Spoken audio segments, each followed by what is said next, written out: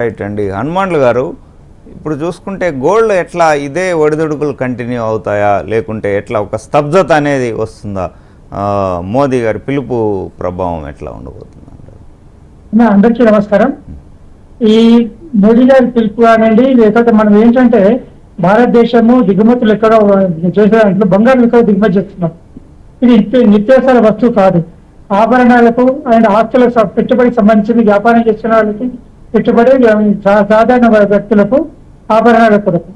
కాబట్టి మోడీ గారు ఏం చెప్తారంటే, మీరు కొత్తగా బంగారం ఖరీదు చేయకండి, ఉన్న బంగారాన్ని వాడుకొని సరిపోయింది. దానివల్ల మన దిగుమతి తగ్గుతుంది. దిగుమతి తగ్గినప్పుడు ఆయిల్ ఎక్స్చేంజ్ డిమాండ్ తగ్గి రూపాయి విలువ స్థిరపడుతుంది, బలపడుతుంది. అదే కోరుకున్నారు. మరి ఇప్పుడు అన్ని రంగాల్లో మన భారతదేశం ఆర్థికంగా అన్ని రంగాలు మంచి ఫలితాలు చూపిస్తుంది. మంచి స్ట్రాంగ్ ఎకనామిక్ ఫౌండేషన్ ఉంది, లో ఇన్ఫ్లేషన్ ఉంది, గ్రోత్ బాగుంది. అయినా కానీ ఫారిన్ ఎక్స్చేంజ్కి వచ్చేసరికి మనం ఎక్కువ ఉంది కాబట్టి ఫారిన్ ఎక్స్చేంజ్ కాపాడాలనే ఉద్దేశంతో దిగుమతి తగ్గించాలి అని చెప్పడం జరిగింది. దాని ద్వారా కొంచెం ఒడిదుడుకులు వస్తుంది ఖచ్చితంగా. ఎందుకంటే ఇప్పుడు దిగుమతి చేసుకోవద్దు, ఉన్న డిమాండ్ పెరిగినప్పుడు దేశంలో స్టాక్ డిమాండ్ పెరుగుతుంది, పెరిగినప్పుడు ధర పెరుగుతుంది, న్యాచురల్ పెరుగుతుంది. కానీ ఒక చోట ఆగిపోవాలి. మెయిన్ ప్రాబ్లం ఏంటంటే స్పెక్యులేషన్ మెయిన్ రీజన్ అవుతుంది. ఆ స్పెక్యులేషన్ వల్ల స్టాక్ లేకుండా కొనడము, స్టాక్ లేకుండా అమ్మడము, ఈ షార్ట్ సెల్లింగ్ చేయడం వల్ల కూడా బంగారం ధరలు కూడా ఎఫెక్ట్ అయ్యే అవకాశం ఎక్కువగా ఉంటుంది.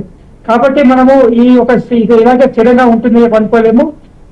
దిగుమతి తగ్గినప్పుడు ధర పెరిగే అవకాశం ఎక్కువగా ఉంటుంది. కాబట్టి ఒక 5 to 10% పెరిగే. హనుమాన్లు గారు, ఇప్పుడు చూసుకుంటే సిల్వర్కి కొంచెం ఇండస్ట్రియల్ డిమాండ్ కూడా ఉంది.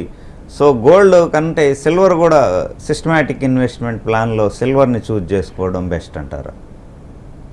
ఏదైనా ఇప్పుడు గోల్డ్ అండ్ సిల్వర్ రెండు కూడా మనం దిగుమతి చేసుకునే ఐటమ్సే కాబట్టి సాధ్యమైనంత వరకు వీటిని స్పెక్యులేటివ్ ఇన్వెస్ట్మెంట్ కాకుండా లాంగ్ టర్మ్ ఇన్వెస్ట్మెంట్, అంటే మన ఆభరణాల కోసం వాడుకుంటే తీసుకుంటే పర్వాలేదు, అత్యవసర అవసరాలు తీసుకుని, కానీ లాంగ్ టర్మ్ ఇన్వెస్ట్మెంట్ లో కూడా ఎక్కువ లాభం వస్తుంది అని అనుకోకపోవడం మంచిది.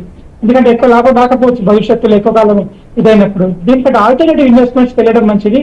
ఫైనాన్షియల్ అసెట్స్, మ్యూచువల్ ఫండ్స్ కానీ, లేకపోతే షేర్స్ కానీ, లేకపోతే డిబెంచర్స్ కానీ, బాండ్స్ కానీ, వీటిలో మంచి భవిష్యత్తు ఉండే అవకాశం ఉంది. కాబట్టి ఎక్కువగా ఈ గోల్డ్ అండ్ సిల్వర్ కాకుండా అసెట్స్ షిఫ్ట్ చేస్తే ఫైనాన్షియల్ అసెట్స్ కానీ, లేకపోతే ప్రొడక్టివ్ అసెట్స్, ఇది ఇండస్ట్రియల్ పార్క్స్ లో కానీ, లేకపోతే మనకు ఏదైనా వ్యాపారం సంబంధించిన అంటే ఆస్తి క్రియేట్ చేయడానికి వాడుకోవడం తప్ప, ఇది ideal asset, gold and silver కూడా ఐడియల్ అసెట్ లాగా ఉంచకుండా ఉత్పాదక వస్తువులుగా వాడినప్పుడు దానివల్ల ప్రయోజనం ఎక్కువగా, లాభం కూడా ఎక్కువగా వచ్చే అవకాశం ఉంది.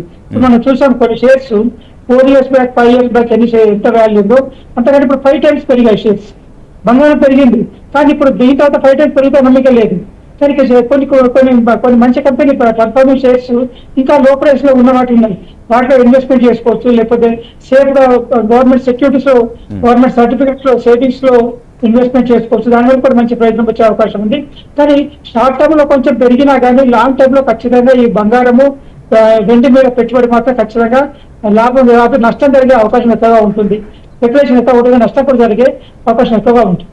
రిస్క్ ఫ్యాక్టర్ అంటారు. రిస్క్ ఫ్యాక్టర్ చాలా ఎక్కువ ఉంటుంది. లాంగ్ టర్మ్ లో రిస్క్ ఎక్కువ ఉంటుంది. షార్ట్ టర్మ్ లో గేమ్ రావచ్చు, ఎందుకంటే మనం దిగుమతి తగ్గించినప్పుడు ఆటోమేటిక్ గా డిమాండ్ పెరిగి ప్రైస్ పెరుగుతుంది.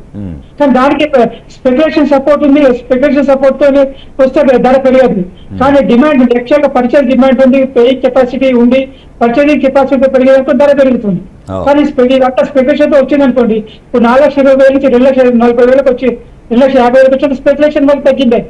కాబట్టి స్పెక్యులేషన్ తో కాకుండా రియల్ పర్చేజింగ్ కెపాసిటీతో డిమాండ్ పెరగాలి, అప్పుడే ధర పెరుగుతుంది. అలా కాకుండా ఓన్లీ స్పెక్యులేషన్ పెరిగింది అనుకోండి, ధర ఊగిసే ఎప్పుడు తగ్గిపోయే అవకాశం ఉంటుంది. కాబట్టి లాంగ్ టర్మ్ లో అంటే ఒక 6 months కన్నా ఎక్కువ ఇన్వెస్ట్మెంట్ చేస్తే మాత్రం ఖచ్చితంగా నష్టపోయే అవకాశం ఉంది. కానీ షార్ట్ టర్మ్ లో, ఎందుకంటే ప్రభుత్వము మీరు వెండి కానీ బంగారం కానీ దిగుమతి చేసుకో అనుకున్నప్పుడు కొంచెం షార్ట్ టర్మ్ పెరిగే అవకాశం ఉంటుంది. కానీ లాంగ్ టర్మ్ లో ఖచ్చితంగా తగ్గే